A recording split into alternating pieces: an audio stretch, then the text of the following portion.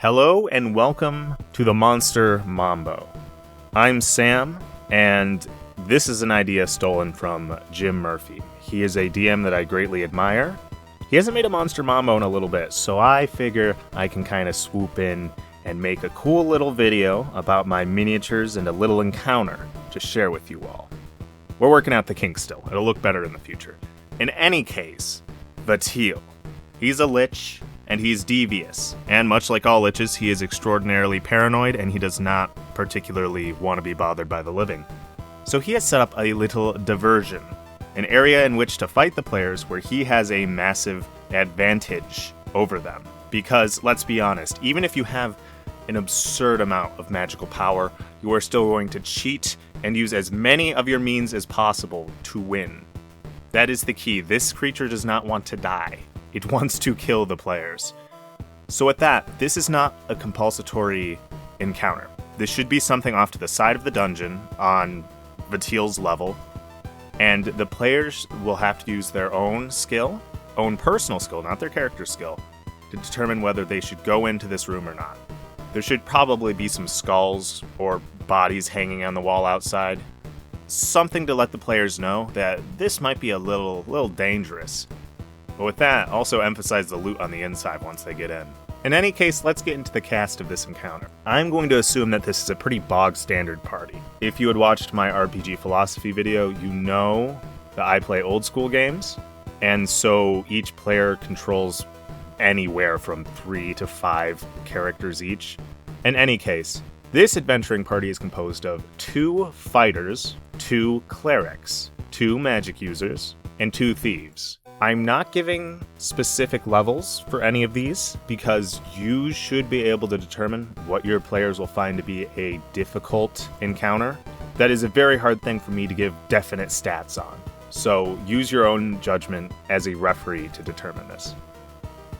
As for our bad guys, first things first, we have skeletons. They are weak, they have ranged attacks, unlike most of the other undead in this encounter, and they can come in hordes. Their whole idea is they are roadblocks and ranged attacks. The skeletons with the bows stay in the back and pester players with arrows, while the ones with axes and swords rush out front to defend their undead masters' lives with their own. Next, we have zombies. They are slow, they have high HP, and they do medium damage. They are also a horde unit, so they're going to be the initial roadblock for the players. They're going to get in their way and soak up damage, while the rest of the undead in this encounter have time to maneuver, regroup, and get into position. They work in tandem with the skeletons. If a zombie falls, a skeleton rushes in to take that zombie's place, while the rest of the zombies and skeletons reposition. They work in tandem. One has high HP, and the other one's fast. But they both work as meat shields for the rest of the undead. The next type are ghouls. Now, I only have 4 ghoul minis, so that's why I wrote 4 up there. They can paralyze players upon touch, and they are cunning. Now, if you were playing an old edition of the game, they should have 3 attacks, and they're all fairly weak. 2 claws and a bite. However, each one has a chance to inflict paralysis, and it stacks. So these guys are going to be public enemy number 1 for the players. Their whole goal is to perhaps paralyze 1 or 2 players, but mostly to serve as distraction carnifexes, which, if you're not familiar with that term, they are an immediate threat that's very scary, so the players immediately target them. They can paralyze the entire party, so the players will prioritize killing them, giving, well, distraction. Next, the lieutenants. Now, these are more powerful, intelligent undead that serve the lich. Because let's be honest, Valteil loves to be in control of his dungeon, but also he likes to be set apart and kind of do his own thing. Ergo, he obviously has loyal, cunning undead to manage his affairs while he does, whatever he wants, really. You can use whatever stats you want for these guys, but they should be more tough than the zombies and ghouls and stuff. Along with that, they should have a mild buffing aura around them. Let's say maybe 10 feet. And they give undead, once again, let's say 5 feet of movement and a regen of plus 1 HP per turn. Don't tell the players how much they're healing. Just say that dark energy pulses are coming out of them, and you can see the broken bones and teared flesh of the undead begin to stitch up. That'll really scare them, even though it's 1 HP, right? And with that, give them each one unique and very frightening ability. So, the one on the left, let him have a level drain of 1. Which, if you don't know what level drain is, it is exactly what it sounds like. Very frightening. A lot of old school undead have this, and I am a huge fan. In this guy's case, his stats are something like he does 1 damage and then level drains. So very scary. The one on the right, give him a +1 disease spear. Look at that, because guess what? If you kill him, you get that +1 disease spear, and that is cool. He can attack from behind an undead, and perhaps they have to make a save versus poison or contract a horrible disease. I've used disease to great effect in my games, and let's say this one's called Blight Rot. It strikes a random limb, and unless they can somehow heal that using some sort of refresh cleric spell or a disease cure, that limb is going to rot off within a few days. So not immediately threatening, but you don't want to be hit by it. Now finally we have Valteil, a hit dice 14 lich, which hit dice is comparable to challenge rating for those of you from 5th edition. Valteil is hyper intelligent, paranoid, and extraordinarily cunning. Every turn he's going to raise, let's say, 4 skeletons, 3 zombies, or 2 ghouls. Something like that. In any case, you determine how much he's going to raise per turn, because that's what liches do. Keep up the pressure on the players. And if you want to be really nice to him, just say he can raise skeletons. They're extraordinarily weak, just have him send out 4 of them. The players will be able to easily get through them. Next, he also has an aura, a Thanatonic aura, in 10 feet around him. Anyone who goes into that gets minus 5 feet of movement and takes 2 damage per turn they're in that aura. And the reverse is true for undead. So the undead he summons around him, they get plus 2 HP when they're summoned, and they get plus 5 movement to help them get out into the field faster. Very scary. Now, if you're like me, it's pretty obvious that liches can use as many lightning bolts and fireballs as they want per turn. Because they're liches, they've earned it at this point. If you played older editions of D&D, you know that lightning bolt for one is way better than fireball, but in any case, they do a number of d6 in damage equal to your level, so he is doing 14 d6 damage per fireball or lightning bolt. He won't be using this very much during the battle because he doesn't want to hurt his own undead like that. However, if he's running through a hallway with no undead or very weak ones in between him and the players, he's going to use a lightning bolt. So for this battle, he may not use them. And in any case, if you want to be a lot nicer, just say he can use a combination of either one a number of times equal to his level. So 14 times. That's still a lot. And the final thing he has going for him are spells. If the players are pestering him with arrows, he is going to use a Reflect Missile spell or a Mirror Image spell. If things are getting really tough, he is going to use Dimension Door and leave. Perhaps he'll use Confusion on the players, or he'll use Haste on his undead. He is in more of a supporting role for this battle.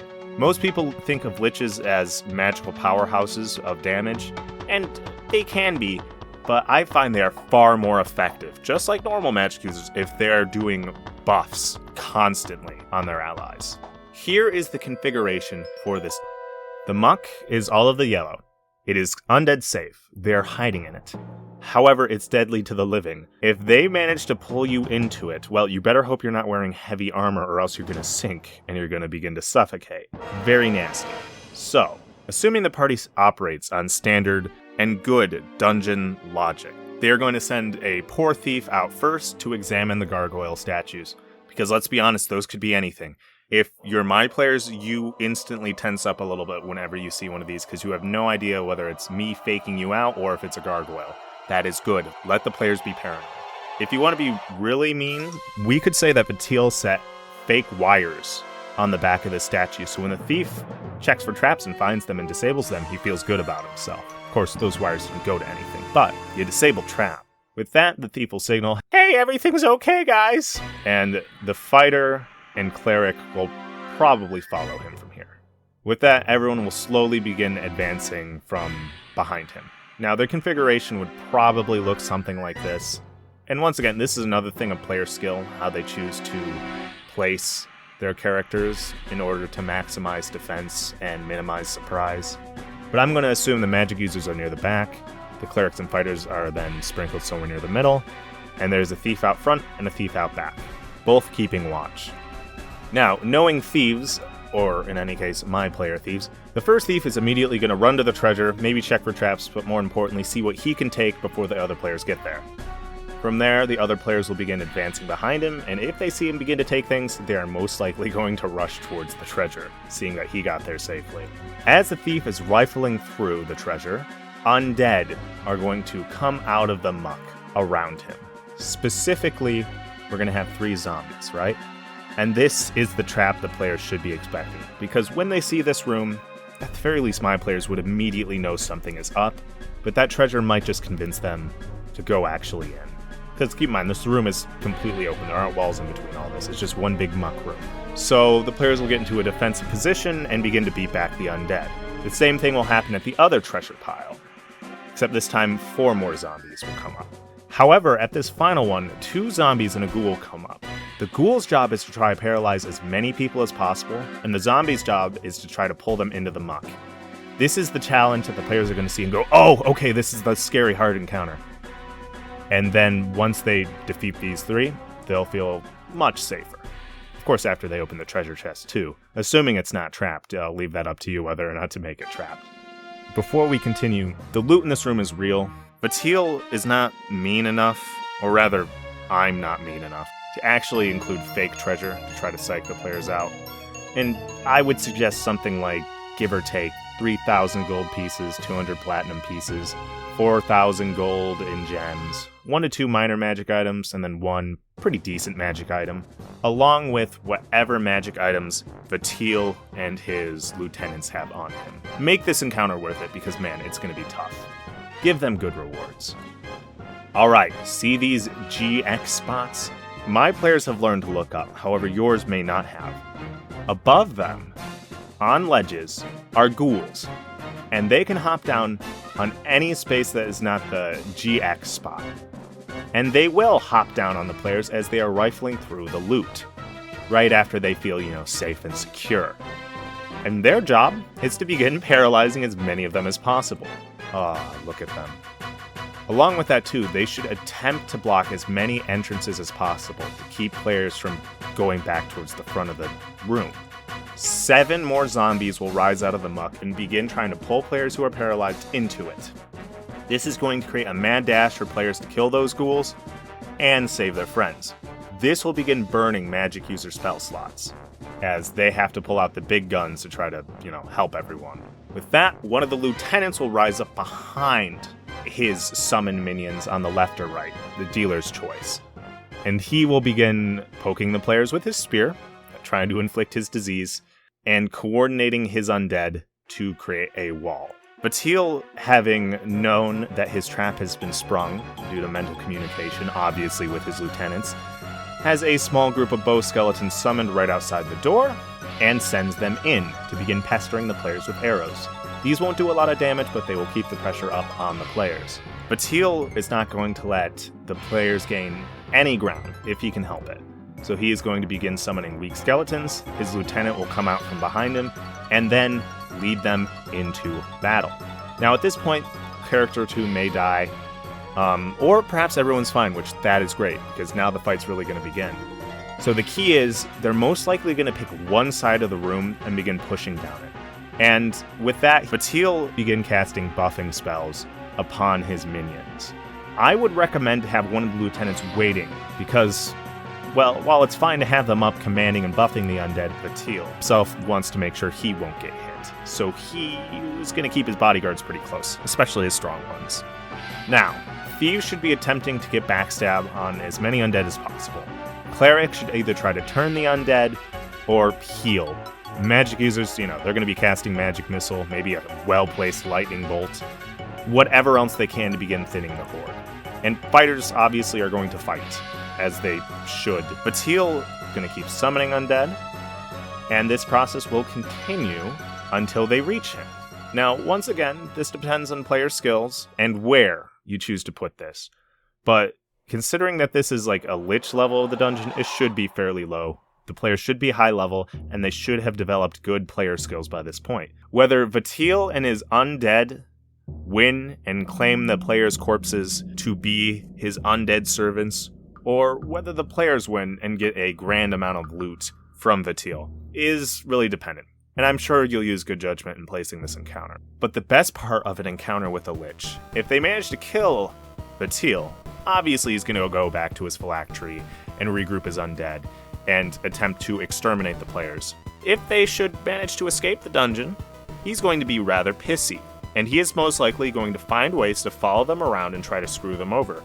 And that is awesome. Having a villain that is vindictive and can create memorable moments for the players when they least expect it is really cool, and liches are perfect because they're undead, they have all the time in the world, and very clearly he's going to be spiteful about having his, cool +1 withering staff stolen from him.